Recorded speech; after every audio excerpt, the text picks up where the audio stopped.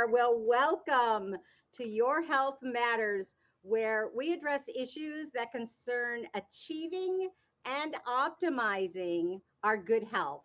My name is Judy Feldhausen. I'm a holistic health practitioner. Mhm. I've been involved in cardiovascular health since about 2012 and have recently expanded my practice to not only include gut health, but discovering root causes of disease. My practice, the Cardio Wellness Group, uses ancient technologies and modern science to help you optimize your health. We focus on increasing your energy, mental clarity, and well being using our tri level approach of meals, minds, and movement.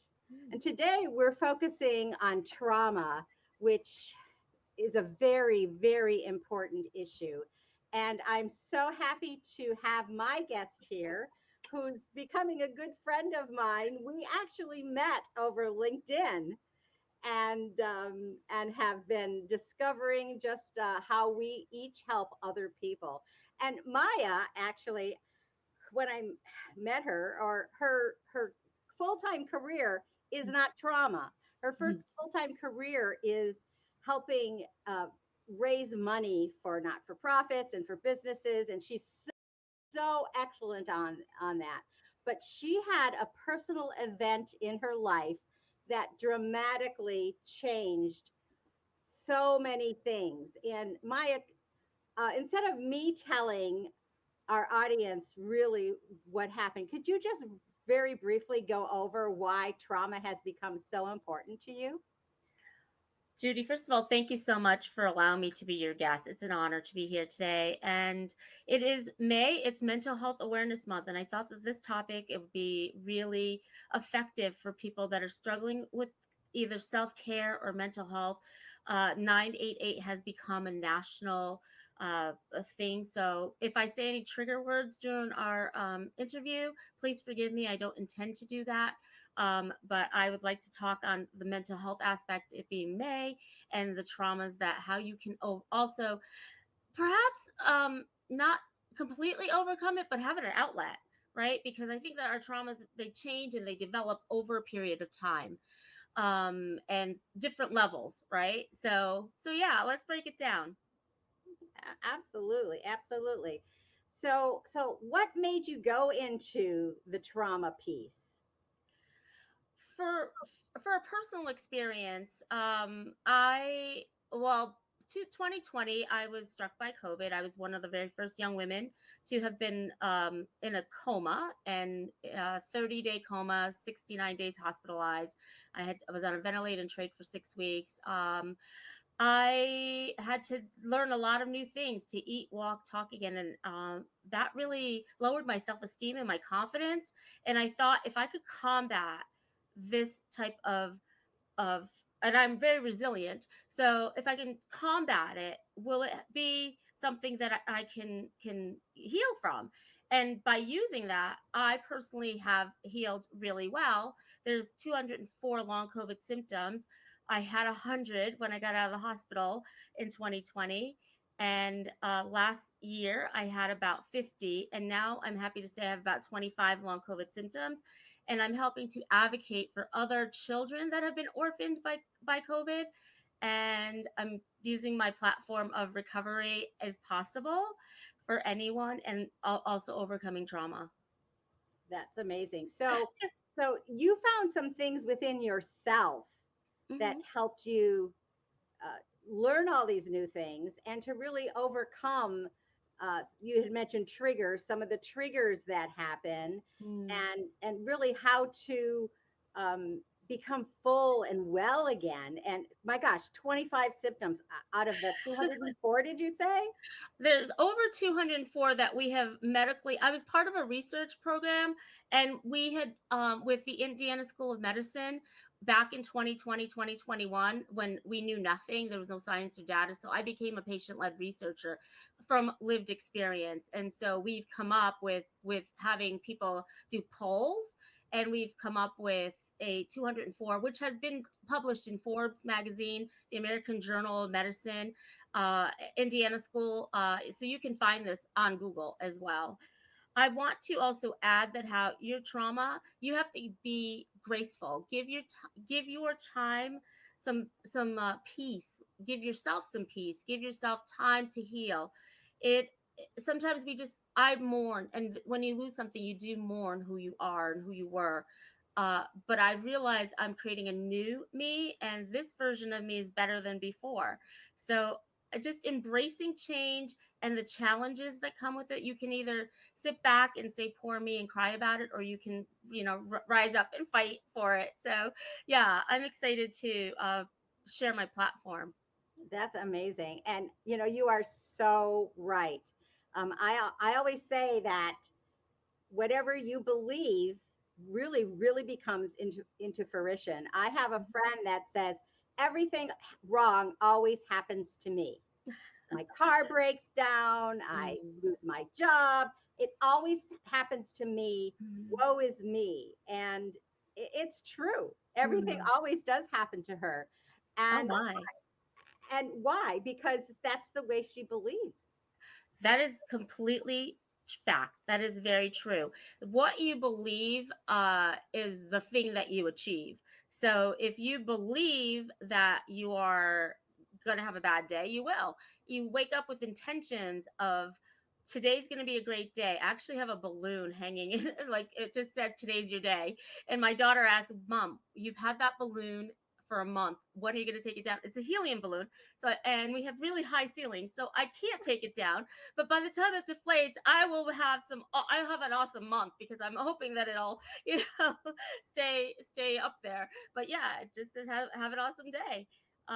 I think that for your friend, one of the things, it's a psychological thing.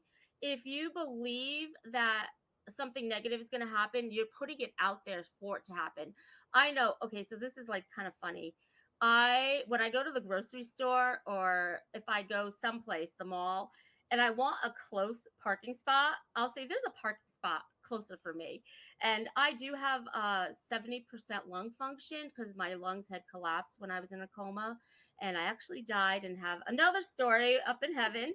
But we're not going to talk about that today. Maybe I'll come back and talk about that another time. But yeah, I believe that there's a parking spot waiting for me. And you know what? Most of the times there is. It's crazy. So just start believing in things and it will happen. It will happen however you manifest it to happen. And I'm not saying woo woo stuff. It's a fact. Yeah. So if no one's read the book Think and Grow Rich, that is something you have to believe to achieve. You have to have that burning desire. So you have to have this burning desire in order to heal. And if you don't, then you're going to just cry and say, poor me. You're going to be the victim mentality. And once you start playing the victim mentality, it's so hard to break that cycle. So try to start talking by storytelling.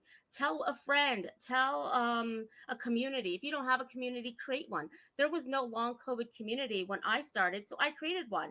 There was no entrepreneurial community when I started 12 years ago, and I created one in our 518 area. So manage your grief by communicating and telling others. When you do that, you'll find peace. I believe that. And I want people to know too that they are not alone. They are not alone when they are going through their trauma, that other people are taking notice of how they're taking care of themselves and what they're doing to move their self away from the victim mentality. I always say you're just one victory away, and I believe that you are just one victory away. So your story will help to inspire others like mine has.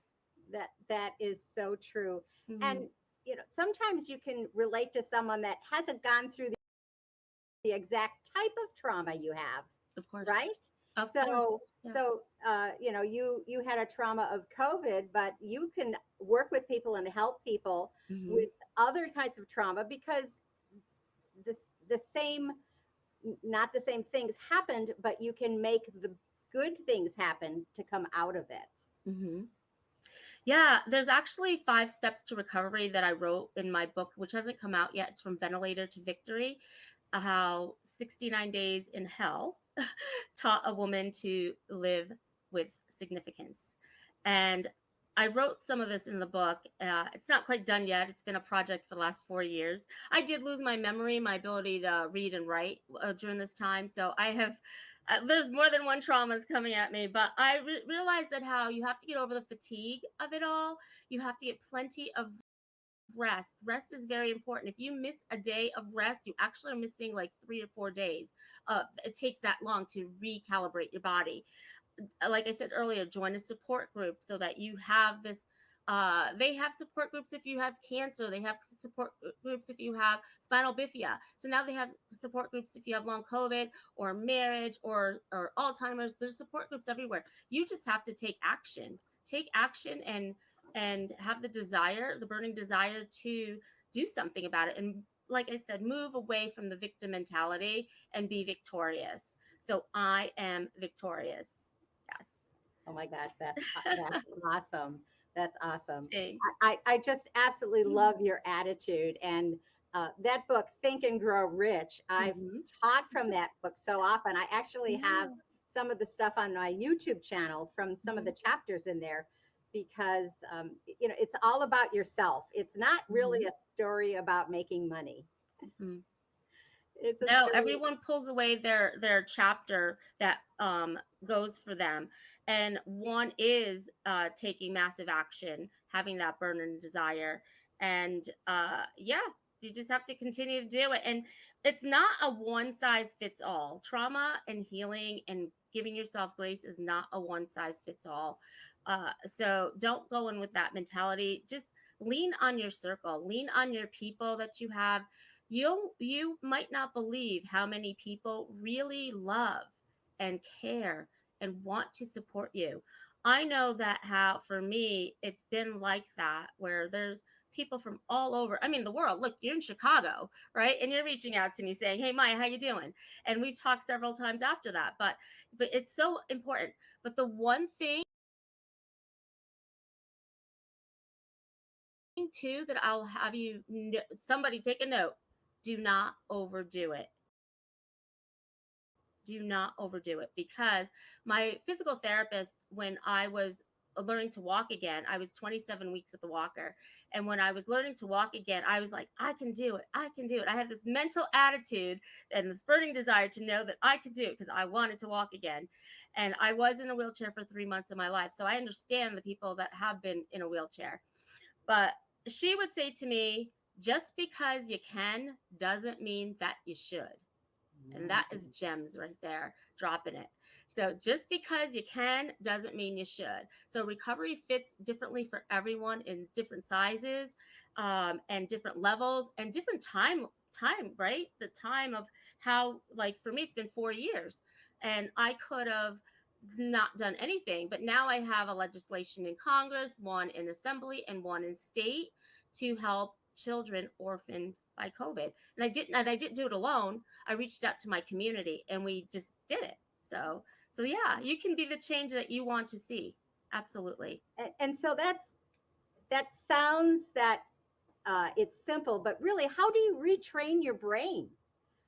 How is that even possible? Can you share how you did that? So I'm a mom and my daughter is 20, going to be 24 next month on Father's Day. And just like any child learning to walk, if they fall down, you don't say you suck at that. If they are crawling, you don't say you've been crawling for 3 months.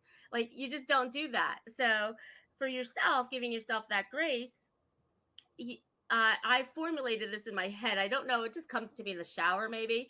And it's 5 steps to, I call it the 5R method because it's 5 crucial steps of recovery.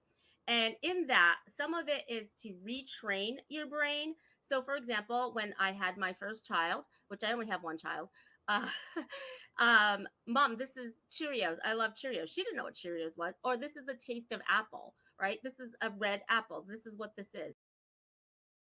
This is a water bottle. This is eyeglasses, right? So once you start retraining your brain and teaching yourself, you build these new neural pathways. I'm going to geek out on you now. So brace yourselves. I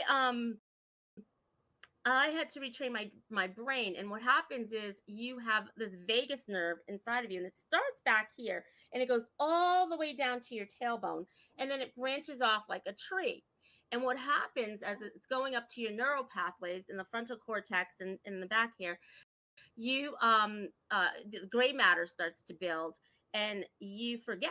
And so you have to build new neural pathways. So you can think of it as like a mom giving fluids to through an umbilical cord, and then the baby's born. So obviously the mom's still not doing that. So you have to uh, learn what how to eat, right? How to drink from a bottle, how to nurse, how to do all these different things.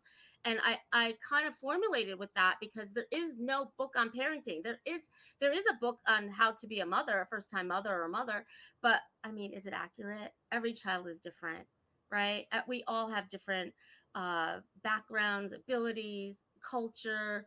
There's just so many things that are different that like I don't think it could be written in a book to really explain. Anyways, it can be written. I believe in anything is possible, by the way, so it can be written. But yeah, so once I started to reframe my brain or retrain, I started to reframe my outlook of what I wanted things to look like. And then I started to lose people because they were tired of hearing about my trauma, and also the grief.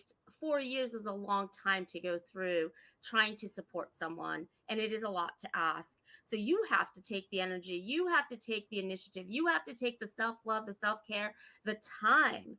Take the time to pour into yourself, because we all know that you cannot pour from an empty cup. And so taking the time to do that, to maybe journal, maybe start a new hobby. I know with the neural pathways that I created, I'm learning to line dance. I'm learning to play the guitar. There's so many things. I miss the French manicures that most people know me for having. I miss that. But I'm learning something new because it's important to me. And that's the other thing. Make sure that it's important to you. So some people might say, well, I don't have the money to do that, right? Be resourceful. There is a story. I studied fashion and fashion design in college, and marketing and business, and shoes. I love shoes. Every woman loves shoes and makeup. So I wrote the story on uh, the guy with the shoes. What the heck is his name? Kenneth Cole. So Kenneth Cole, he didn't have the money to do a show. It was at the time, it wasn't at the Jacob Javits. It was a hotel. And you can Google this too, because this is where I got some of my research back 20 some years ago. And he saw this line, and he said, how do I get on the other side of this line? Because I don't have the money to be in the booth. And so he said, oh, you need to have a business. You just have to have a business card or press, be the press. So he went down. He you can go to Office Max Staples right now. You can print it from your computer. Just ask AI. And and he printed his business card. He called it Kenneth Cole Production. And Kenneth Cole Production, as we know today, we've worn his shoes, his coats, his belts, and it is a huge, huge business. And you even see him at the outlets. I mean, the man has touched everything. So Kenneth Cole still exists today, but he did it resourcefully because he asked questions, always asked, and he followed up, and he kept going. So definitely do those three things.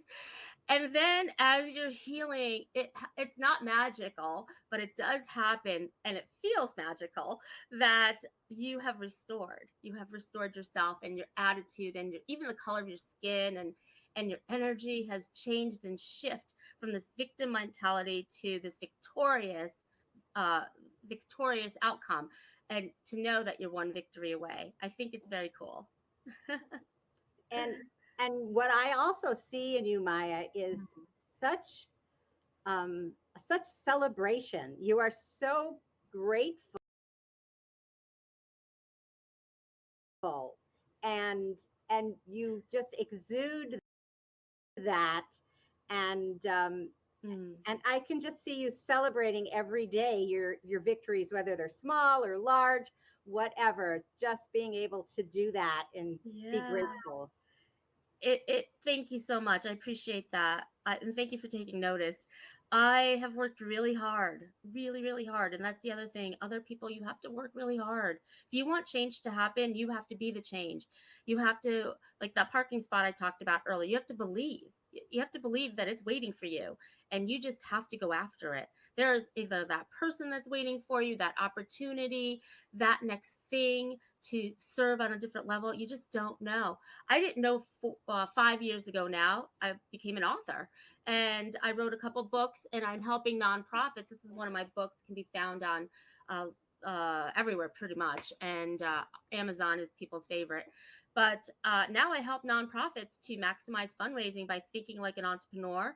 And I'm taken very seriously. And the phone, when I call, they do pick up. And when I send letters, they do pick up. I mean, they return my calls. So you have to give yourself grace. I feel like also in retraining your brain, meditation, yoga, journaling, being mindful, not FULL, but FUL, mindful. And also, you know what? Don't be ashamed. It's awareness month, and some people are ashamed to get help, but don't be ashamed to talk to a therapist. It's okay. You are not alone. And that's why their jobs exist. When you reframe your life too, you have to decide the kind of life that you want to live. And then this is another important part of reframing is that you have to learn to say no. Not everything is good. And even if it is, it's not your time, right? You have to show up. Like it wasn't my time 4 years ago to talk about my book, but I believe it is now, right? So I had a lot of time to learn. So give yourself time, whether that be in personal, in school, in business, and in family. Oh, Yeah. So I love all this that you're sharing with us. And, I think we could probably talk for another hour. yes, of course. Unfortunately, our time is just about up here. I Mm, want to thank you for sharing and just being who you are and showing up authentically and mm, courageously. thank you. It's so awesome. Maya, would you like to share any of your contact information if people have questions about uh, going through trauma? Maybe they have their own, and maybe you could, just chat with them or help them with fundraising. Yeah, I would love to. You can go to upthebiz.com. You can see that right by my name and you can schedule an appointment. My calendar is open for days that I am available for a free 15-minute consultation. And you can also get my book from my website. And I it's not about selling for me anymore. It's about before, like 5 years ago, it was probably about being significant and now it's about having significance. There's a huge difference there. So sometimes we want to be significant, and that's not who we are authentically showing up to be. So once you are being able to be have significance, that's when your needle changes and that you feel like I'm victorious and that you're unstoppable. And then you also develop this positive mental attitude, like you just said. And I feel very brave to be able to share my story today. Thank you. Well, thank you so much. And Yes. if anyone has any questions for Maya, please reach out. And we are so grateful Yeah. that you have spent the time with us today at Your Health Matters. We do all different kinds of topics on health. Who knows what it's going to be next month? It's going to be a surprise. But all the information is on our YouTube channel at cardiowellnessgroup.com. And you can look at some past episodes with some amazing guests. And everyone just have a great day. And Mm. Maya, we'll be talking again soon. Yeah, I want to remind everyone that you are just one victory away. Have a great day, everybody. Bye bye.